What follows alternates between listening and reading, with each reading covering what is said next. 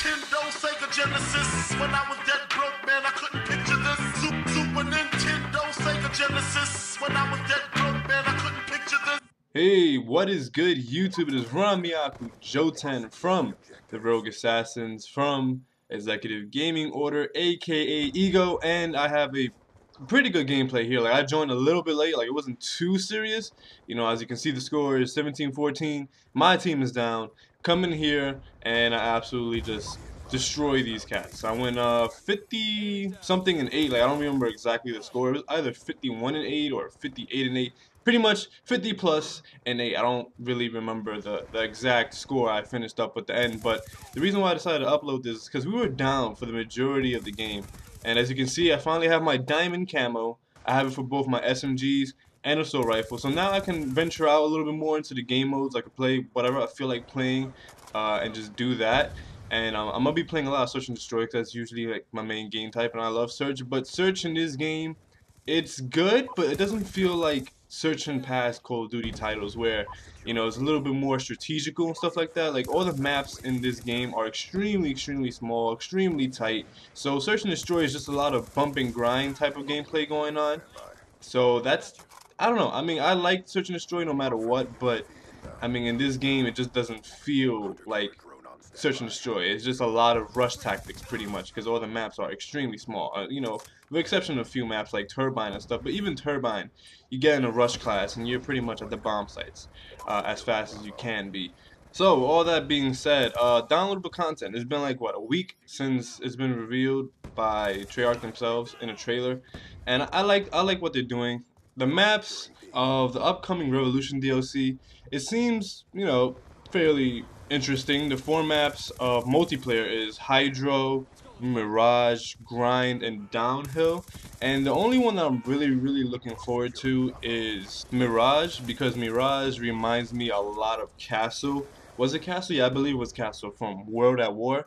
And World at War is my favorite Call of Duty title as of yet. It's yeah, I like it more than Call of Duty 4, but that's just me. So World at War is my favorite title in the Call of Duty series. So to have a map that resembles one of my favorite maps of all time, by the way, from World at War is really cool. So that's why I'm looking really forward to Mirage.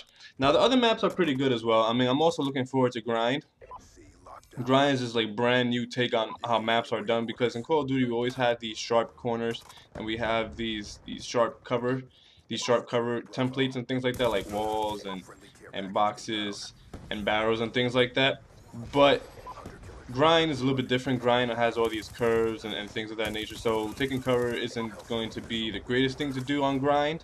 But it's not like taking cover is like the greatest thing to do anyway in Call of Duty, because we all know the whole Call of Duty logic of taking cover with the whole lag compensation. You're behind cover, you know you're behind cover, and then you watch the kill cam, and in your opponent's kill cam, in your opponent's screen, you're not behind cover yet. So, I mean, taking cover in Call of Duty is just, it's irrelevant, and it's been irrelevant since like Call of Duty 4. So it depends on how well you fight in gunfights, of course, we all know that. But Grind, nonetheless, is a different look on, you know, how maps are going to be played and how Call of Duty in general is going to be played. Hydro, I'm not a big fan of Hydro because I don't really like interactive maps. Like, I find it kind of dumb to have interactive maps unless the maps are really done that well. Like, in order for interactive maps to be really well liked and well received in the community, the map itself has to be developed really well. And Hydro looks cool, but as long as Hydro isn't on a level where it feels as if Treyarch is trying too hard, then I guess it'll be okay. But the map itself is the most important thing. Like, players really don't care how interactive the map is going to be, because players just want to go out there and play. And the last map is Downhill. Now, just due to past experiences on snow maps in Call of Duty games, not a big fan. I mean, Black Ops 1 had some pretty good snow maps. They had Array. Array was pretty good. I mean, then again, when it was Black Ops, I mean, all I played was Search and Destroy, but Array for Search and Destroy was a pretty good map nonetheless. But, I mean, Modern Warfare 2 snow maps, I wasn't a big fan of the Modern Warfare 2 snow maps. I don't remember the names. It's been so long. I mean, it's been years since I literally touched these games, so I don't really remember the maps like that. But you guys definitely know what I'm talking about. So, I mean, let's see how they do it. Let's see how Treyarch, does it. The one thing that I really don't like about snow maps, though, is that snow maps tend to have really, really long line of sights, and they're really, really, big, and it gives snipers the opportunity to do what they need to do, which I really don't mind that. It's just that you know how people are in Call of Duty now. They're trying to do trick shots, they're trying to do quick scoping, and quick scoping is like one of the most annoying things because you could be, running around trying to clutch for your team, and then you run into this one guy and you go to aim down your sights, you press the right trigger, you're about to, and then you get quick scope. So that's like just really, really annoying. But I mean, other than that, if let's see how downhill is. I mean, I saw a little bit of it, obviously in the trailer. It looks like an okay map. Nobody's gonna use the gondolas. I mean, that's just you just wanting to get picked off at that point if you're gonna use those things, in my honest opinion. So nobody's gonna really go in and use those. But like I said a couple of times already, let's see how Treyarch handles the map, and if they could do pretty well with it, then you know what, I don't have a problem with it. Now, the most important thing is the downloadable weapon that comes with the Revolution DLC, which is the Peacekeeper. Oh, by the way, that was a sexy ass Hellstorm missile. But the SMG that comes with the Revolution DLC, which is the Peacekeeper. And I mean, there's a lot of reasons to be excited for this gun.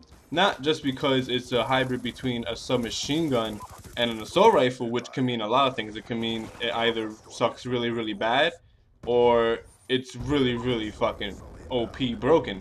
So, I mean, there's a lot of things to look forward to towards that gun, but the main reason is because this is the first time ever in the Call of Duty series franchise. Well, Call of Duty is like a dynasty now because how they always do well in sales and things of that nature, but in the Call of Duty series, this is the first time ever, and I don't know what took them so long, but this is the first time ever where we get a weapon as a DLC in obviously a map pack. I mean, I don't understand what took these guys so long. This should have been done years ago. I mean, I can understand Call of Duty 4 wasn't done, obviously, first big Call of Duty title. Call of Duty obviously was kind of big before that, obviously Call of Duty 1, 2, and 3, but it was nowhere near Call of Duty 4's level.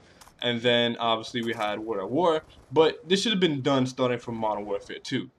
But it wasn't. So, I mean, it's better late than never, but it just took way too long, honestly, if you ask me. And there's a lot of people who still play Call of Duty, but there's a lot of people who don't play Call of Duty anymore because it's been oversaturated. And rightfully so, I don't blame them. I mean, I love Call of Duty, and honestly, for me, it's become more of a habit every year to pick up a brand new Call of Duty title. And even though I don't like a Call of Duty game, I would still play it. Like, for example, Modern Warfare 3. I didn't really like Modern Warfare 3, but I still grinded in it. I still got all the gold guns in it that I use. I use SMGs and assault rifles, and I got all the gold guns for that class. And I hit 10th prestige because I wasn't doing 20th prestige. Like, Modern Warfare 3 is the only Call of Duty game in the Call of Duty series where I didn't hit the highest prestige, which would be obviously Modern Warfare 3 20th prestige. But before they added all that downloadable crap, it was 10th prestige as the highest prestige. So I was like, you know what, I'm just going to go to the original highs and stay there, because grinding in Modern Warfare 3 was very, very annoying. I mean, what was it, 80 levels, I believe, 80 level cap. So I wasn't going to go do 20th prestige, hell no. So that was like the only game ever in the Call of Duty series where I haven't reached truly the highest prestige. But I mean, 10th prestige, it's like, people are not going to really care. It's like, oh, it's 10th prestige, you still made it to the end anyway, so whatever, right?